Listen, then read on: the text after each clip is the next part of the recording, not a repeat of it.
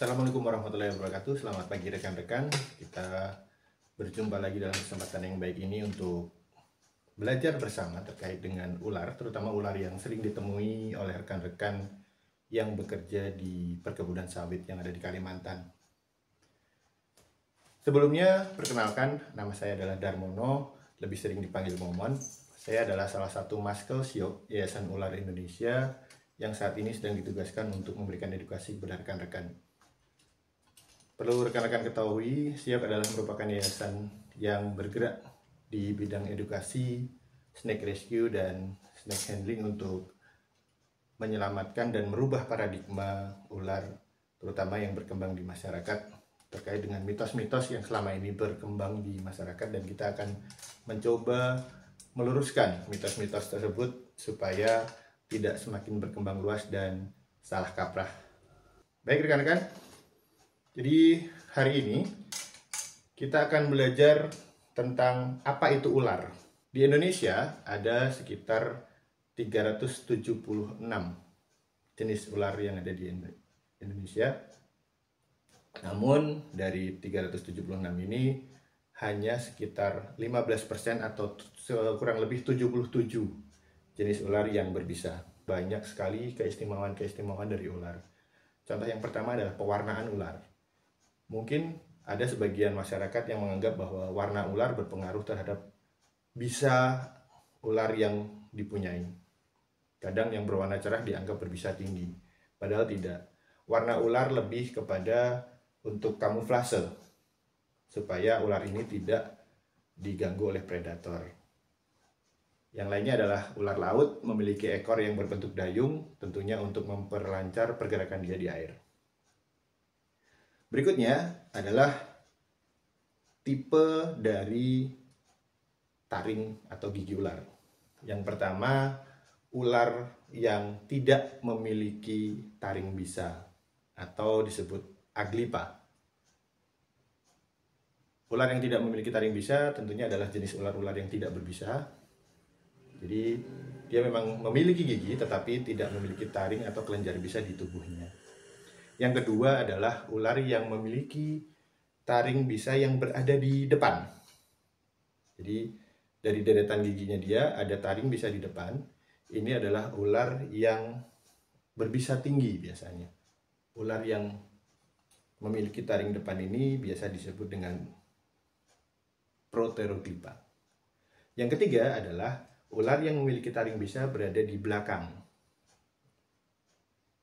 Jadi kalau deretan giginya ini ada taring bisa yang di belakang, atau lebih sering disebut dengan Opisthoglypha. Dan yang keempat, ini adalah ular yang memiliki taring bisa tetapi bisa dilipat. Jadi pada saat mulutnya tertutup, dia bisa melipat ke dalam, tapi pada saat dia mulutnya terbuka atau akan menggigit, dia akan memanjangkan taringnya, atau Opisthoglypha istilahnya. Ular yang bertaring Opisthoglypha ini lebih banyak terdapat di ular-ular viper. Kalau di Indonesia ada ular viper pohon atau viper tanah. Nah, ular viper tanah ini atau yang nama ilmiahnya adalah Calocelas maradostoma, ini paling banyak ditemukan di perkebunan sawit, terutama yang ada di Kalimantan. Ini memang bukan ular asli Kalimantan, tetapi saat ini banyak ditemui di perkebunan sawit karena perkembangbiakannya meledak. Yang perlu kawan-kawan waspadai, ular tanah ini pandai berkamuflase karena warnanya serupa dengan warna daun kering. Dan ular ini cukup tenang. Dia tidak banyak pergerakan, tetapi pada saat ada gangguan datang kepadanya, maka dia akan menyerang dengan giginya yang bisa dilipat itu tadi. Kemudian perlu diperhatikan juga bahwa perkembangan yang ada di masyarakat adalah terkait dengan mitos-mitos yang berkembang tentang ular. Mungkin rekan-rekan juga banyak tahu bahwa sebagian besar masyarakat saat ini menganggap bahwa ular itu takut dengan garam. Kenapa? Karena mungkin anggapannya adalah cacing, kemudian belut. Pada saat dikasih garam ini, dia mati. Sedangkan ular tidak. Kenapa? Karena sebagian besar, semua tubuh ular ditutupi oleh sisik. Sisik ini tidak berlendir, tidak basah, makanya tidak berpengaruh pada saat dikasih garam. Ular tidak akan bereaksi apapun pada saat tubuhnya terkena garam. Berbeda dengan cacing atau belut, mereka adalah hewan yang berlendir. Kemudian pada saat dikasih garam, garam ini akan menyerap cairan yang ada pada hewan-hewan yang berlendir dan akhirnya membuat hewan tersebut mati. Sedangkan ular tidak. Jadi ular sama sekali tidak takut dengan garam. Lalu apa yang ditakuti ular? Mungkin tidak banyak hal yang ditakuti oleh ular. Maka dari itu kita perlu waspada, kita harus mengamankan diri kita pada saat memang kita masuk ke habitat ular. Yang kedua, lebih waspada lagi pada saat memang kita sedang terutama bekerja di lahan sawit, agar tidak terjadi gangguan-gangguan yang disebabkan oleh ular tersebut. Lalu bagaimana apabila memang tidak sengaja kita menginjak ular kemudian tergigit ataupun gangguan lainnya? Tentunya ada penanganan-penanganan khusus. Kalau dulu sebelum 2016, sebelum WHO mengeluarkan kebijakan terkait dengan penanganan gigitan ular berbisa, mungkin teman-teman juga sudah mengetahui bahwa penanganan gigitan ular ada yang diikat kencang supaya darahnya tidak segera mengalir ke jantung, ataupun mungkin dibuat luka baru, atau dikasih ramuan-ramuan itu saat ini sudah tidak digunakan lagi. Kenapa? Karena WHO sudah melakukan penelitian, ternyata bisa ular yang masuk ke dalam tubuh kita ini tidak melalui pembuluh darah.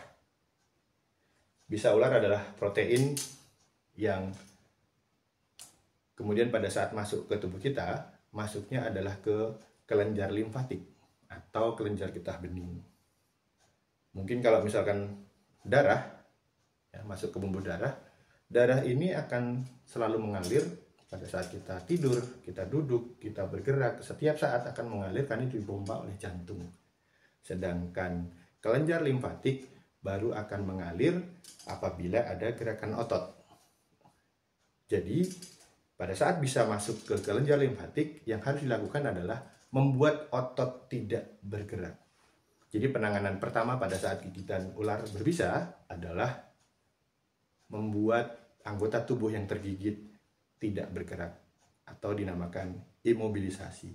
Bagaimana penanganannya? Tentunya ini sama dengan pada saat kita mungkin melihat orang yang dengan gangguan patah tulang. Jadi kita membutuhkan alat yang cukup keras. Kalau mungkin ini contohnya adalah bidai. Jadi dibuat anggota tubuh yang tergigit ini tidak bergerak dengan cara dibidai. Pembidian ini tentunya syaratnya adalah melalui 2 sendi supaya memang tidak banyak pergerakan yang dilakukan oleh pasien yang tergigit. Lalu bagaimana kalau misalkan di lapangan tidak ada bidai nih? Maka teman-teman bisa menggunakan peralatan lain, kayu, kardus atau lain sebagainya. Yang terpenting adalah bagaimana membuat pasien yang tergigit ular berbisa ini tidak bergerak. Tujuannya apa?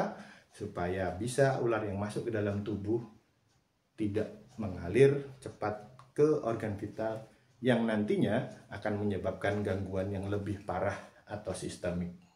Karena kadang-kadang gigitan ular berbisa tinggi pun hanya sekedar dry bite atau ular ini tidak mengeluarkan bisanya, hanya sekedar menggigit saja walaupun dia berbisa tinggi. Namun banyak juga yang mungkin lethal dosis atau dosis yang dimasukkan ke dalam tubuh kita saat kita tergigit lebih besar dari yang kita perkirakan. Makanya efek gigitan ke satu orang dengan orang yang lainnya akan berbeda. Tentunya ini menjadi PR buat kita karena penanganan selanjutnya adalah diserahkan ke rumah sakit, segera dibawa ke rumah sakit setelah melakukan pembidaian ataupun imobilisasi. Nantinya rumah sakit yang akan menangani. Pada saat memang sudah dibawa ke rumah sakit, kita hanya bisa berharap dengan rumah sakit supaya pasien bisa cepat tertangani karena rumah sakit punya SOP tersendiri untuk penanganan gigitan ular berbisa. Terima kasih. Sekian. Wassalamualaikum warahmatullahi wabarakatuh. Salam.